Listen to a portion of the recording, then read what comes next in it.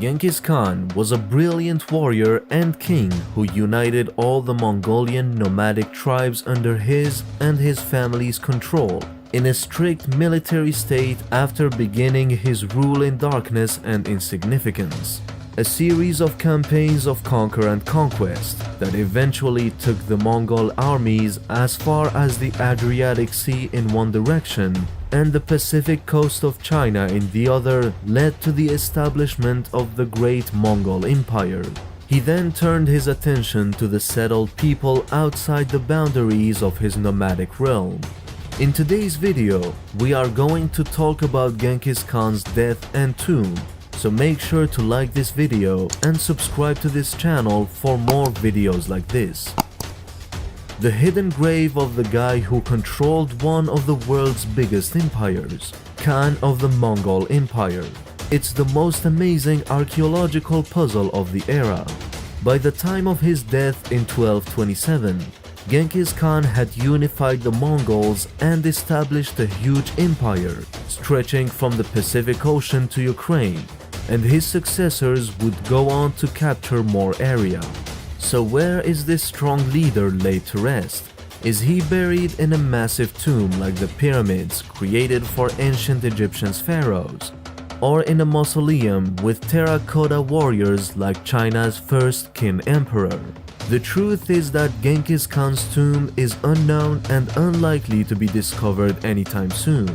Furthermore, some Mongolians may prefer that it never be discovered, as Genghis is held in near religious awe by some today, according to experts. The grave, wherever it is extremely important to the people of Mongolia with almost religious connotations, said William Honeychurch, an associate professor of anthropology at Yale University, in an email to Life Science. He refused to comment on the location of the tomb. Genghis Khan might have been buried in Mongolia's eastern Khanty region, where he was born. I believe the tomb is in the highlands of Khanty province. Nancy Steinhardt, an East Asian art professor at the University of Pennsylvania's Penn Museum, told Life Science in an email, "I don't believe it will be discovered anytime soon," she continued. The location and appearance of Genghis Khan's tomb are mainly unknown in modern sources. There is no historical or archaeological record documenting the physical appearance of this tomb, stated a team of academics in a 2014 paper published in the journal PLOS ONE. The researchers employed satellite photography to look for the tomb, and the scan discovered a variety of archaeological relics but not Genghis Khan's tomb. The tomb is not mentioned in The Secret History of the Mongols, an anonymously authored Mongolian document from some time after Genghis Khan's death. It merely indicates that he ascended to heaven in 1227. The narrative does mention, however, that Genghis Khan had deep feelings towards Burkhan Khaldun, a holy peak in Khanty region. According to the story, Genghis exploited the mountain's geography to flee from foes who were following him at one time in his early childhood. According to the book, Genghis Khan declared, "Every morning I will sacrifice to Burkhan Khaldun. Every day I will pray to it. The descendants of my progeny shall be conscious of this and do likewise." The fondness that Genghis Khan had for this mountain has led to speculations that he was buried there, although no tomb has yet been discovered. When Genghis Khan died, around the age of 67, he and his army were fighting against a group known as the Tanguts in what is now northwestern China, which may have made it difficult to return his body to Mongolia. According to historian Frank McLean in his book Genghis Khan, The Man Who Conquered the World, he was maybe 311 miles from the modern-day Mongolian borders. The Mongols may not have known about embalming procedures at the time and may have been forced to bury Genghis Khan abroad since his body could not be transported to Mongolia before it deteriorated, McLean wrote. MacLean speculated that Genghis Khan's bones and tomb may be found in the Ordos area of northeastern China. Genghis Khan's death is shrouded in mystery. According to legend, he was buried in an unmarked grave, and everyone who knew the site of his tomb was slain to keep it hidden. Despite hundreds of archaeological digs, the tomb of the Khan of Khans remains a mystery. Before Genghis Khan died, he assigned Ogide Khan as his successor. Genghis Khan left behind an army of more than 129,000 men. 28,000 were given to his various brothers and his sons. Tuloi, his youngest son, inherited more than 100,000 men. This force contained the bulk of the elite Mongolian cavalry.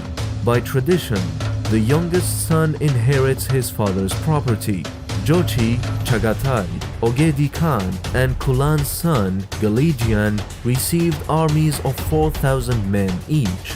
His mother and the descendants of his three brothers received 3,000 men each. The title of Great Khan passed to Ogide, the third son of Genghis Khan, making him the second Great Khan of the Mongol Empire.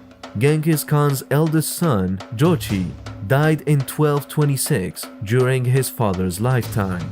Chagatai, Genghis Khan's second son, was meanwhile passed over, according to the secret history of the Mongols, over a road just before the invasion of the Khwarezmid Empire, in which Chagatai declared before his father and brothers that he would never accept Jochi as Genghis Khan's successor, due to questions about his elder brother's parentage.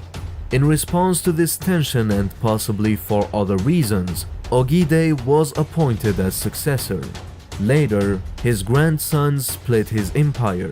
His descendants extended the Mongol Empire across most of Eurasia by conquering or creating states in all of modern-day China, Korea, the Caucasus, Central Asia, and substantial portions of Eastern Europe and Southwest Asia.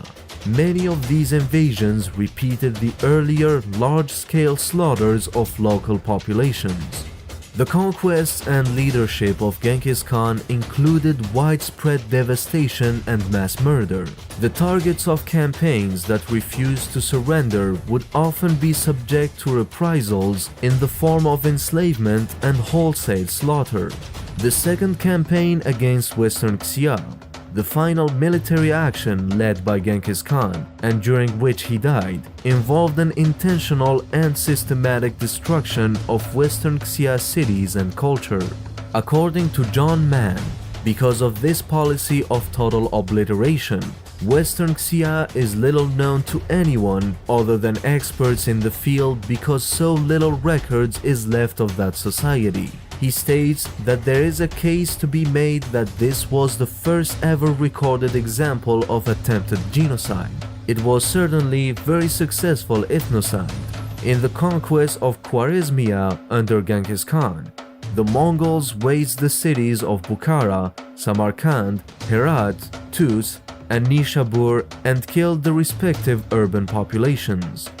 His invasions are considered the beginning of a 200-year period known in Iran and other Islamic societies as the Mongol catastrophe.